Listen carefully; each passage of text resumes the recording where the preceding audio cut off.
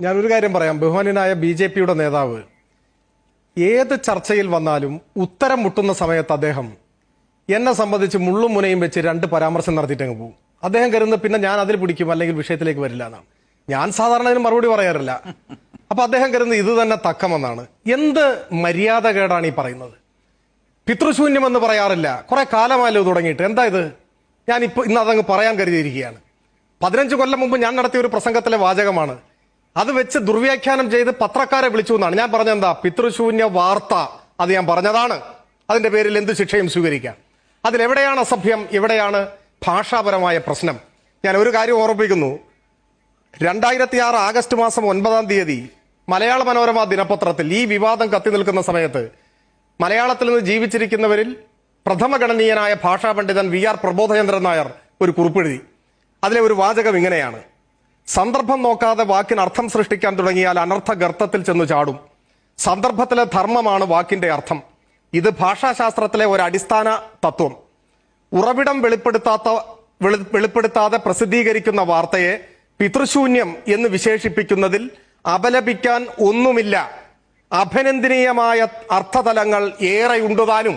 ഇത് പറഞ്ഞത് ഡോക്ടർ വി.ആർ. പ്രബോധചന്ദ്രൻ നായരാണ്. അദ്ദേഹത്തെക്കാൾ വലിയ ഭാഷാ പണ്ഡിതനാണ് ഈ ഇരിക്കുന്നത്. ഞാൻ അറിഞ്ഞില്ല, ഞാൻ നമസ്കരിക്കുന്നു. ഇതല്ലാതെ ഏതെങ്കിലും ഒരു വ്യക്തിക്കെതിരെ ഈ വാക്ക് ഞാൻ ഉപയോഗിച്ചിട്ടുണ്ടോ? വാർത്തയാണ് പറഞ്ഞത്. അങ്ങയെപ്പോലും ഞാൻ ഈ വാക്ക് ഉപയോഗിക്കില്ല, ആരെയും ഉപയോഗിക്കില്ല. എന്നിട്ട് ഇടയ്ക്കിടയ്ക്ക് ഇങ്ങനെ പുട്ടിന് തേങ്ങിയിട്ട് ഒരു പുകമറ സൃഷ്ടിക്കുന്നു. ആരുടെയോ നാവ് വെട്ടിയെടുത്ത് പട്ടി കിട്ടു കൊടുക്കണം ഞാൻ പറഞ്ഞത്രേ. അങ്ങനെ ഞാൻ പറഞ്ഞതായിട്ടുള്ള ഒരു വീഡിയോ ക്ലിപ്പും കാണിക്ക്. അന്ന് അവസാനിപ്പിക്കും പൊതുപ്രവർത്തനം. ഈ പച്ചക്കള്ളം പ്രചരിപ്പിക്കുന്ന നിങ്ങളെപ്പോലുള്ള ചിലർക്കെതിരെ എറണാകുളം കോടതിയിൽ ഞാൻ കേസ് കൊടുത്തിട്ടുണ്ട്. ആ കേസ് നടക്കുകയാണ് ഇപ്പോ. നിങ്ങൾക്ക് അത്ര ഉറപ്പാണെങ്കിൽ ആ കേസിൽ കക്ഷി ചേര്.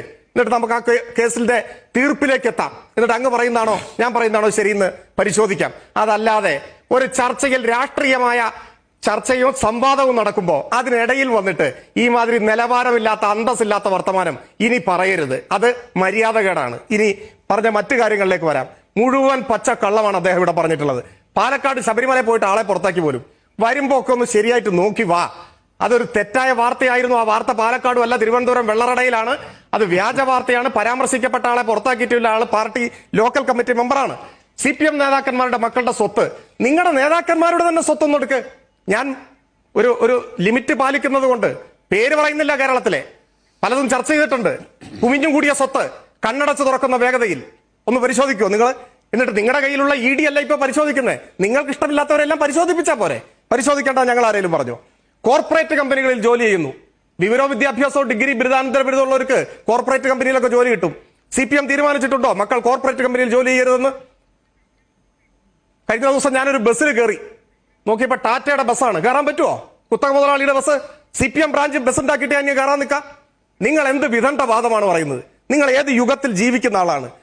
പ്ലീനം രേഖ, ആ പ്ലീനത്തിൽ പങ്കെടുത്ത ഒരാളാണ് ഞാൻ.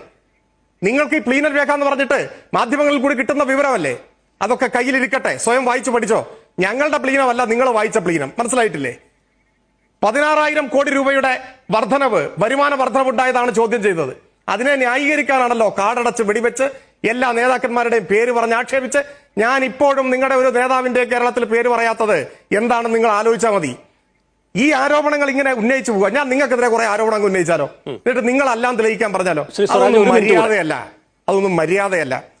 ശരി, ഞാൻ അതവിടെ നിർത്തുന്നു. ബഹുമാന്യനായ കോൺഗ്രസ് നേതാവ് ഇവിടെ ചില കാര്യങ്ങൾ പറഞ്ഞു. ഈ ED ആണ് അങ്ങയുടെ സോണിയാഗാന്ധിയെയും മകനെയും രാഹുൽ ഗാന്ധിയെയും പ്രതിയാക്കിയത്.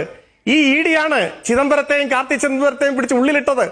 അത് മോശം EDയും കേരളത്തിലെ വിശുദ്ധ ED ആണോ? 2 ED ഉണ്ടോ? പിന്നെ ഞാൻ പറഞ്ഞു മഹാത്മാഗാന്ധി ആദരവോടെയാ പറഞ്ഞത്.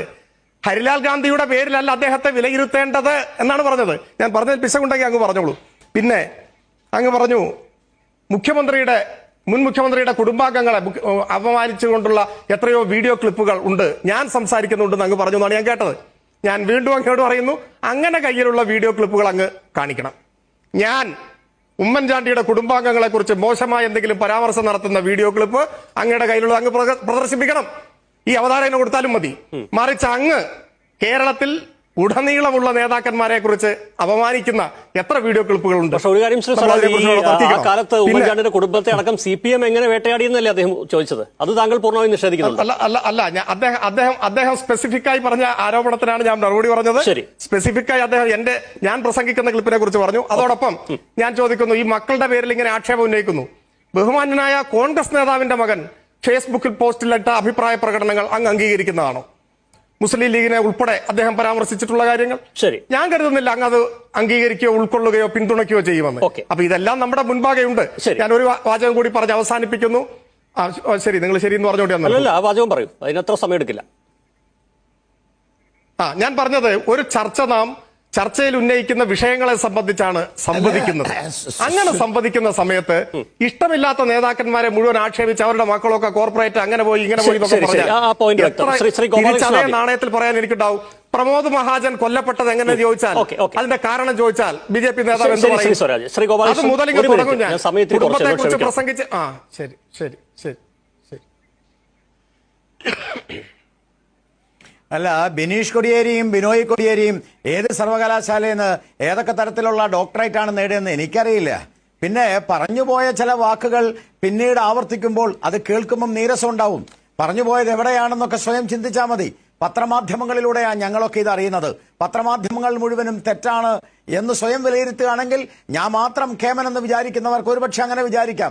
ഞങ്ങളൊക്കെ പാവങ്ങൾ പത്രങ്ങൾ വായിച്ചും മാധ്യമത്തിൽ വരുന്ന വാർത്തകൾ വായിച്ചും ഒക്കെയാണ് ഇക്കാര്യങ്ങൾ മനസ്സിലാക്കുന്നത്. പിന്നെ ഇപ്പൊ ഒരു കാര്യം ഞാൻ സംസാരിക്കും. നിങ്ങൾ പറയുമ്പോ ഞാൻ മിണ്ടിയിട്ടില്ല.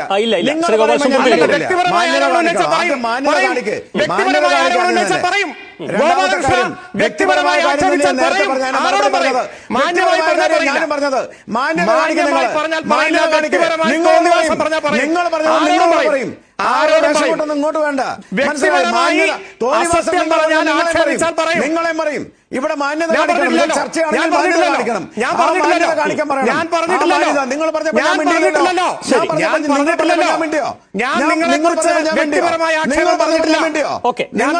കാര്യം പറഞ്ഞില്ലേ? നിങ്ങൾ അമിത്ഷായുടെ കാര്യം പറഞ്ഞില്ലേ? നിങ്ങൾ അമിത്ഷായുടെ കാര്യം പറഞ്ഞില്ലേ? മാന്യത കാണിക്കണം. ആവേശം കൊണ്ടൊന്നും വേണ്ട.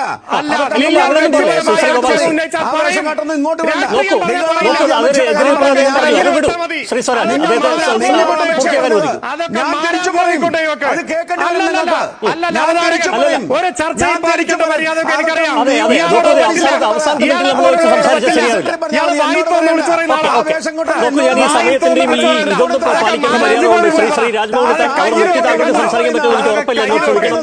കള്ളമല്ലേ നിയമസഭയിൽ?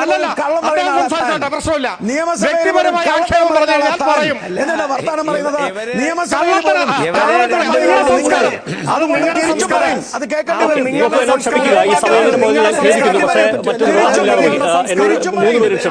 അവസാനിപ്പിക്കുകയാണ്. നന്ദി ശ്രീ രാജ്മോഹൻ ഉണ്ണിത്താൻ, ശ്രീ സ്വരാജ്, ശ്രീ ഗോപാലകൃഷ്ണൻ ഈ വിഷയത്തിൽ ചേർന്നതിന്.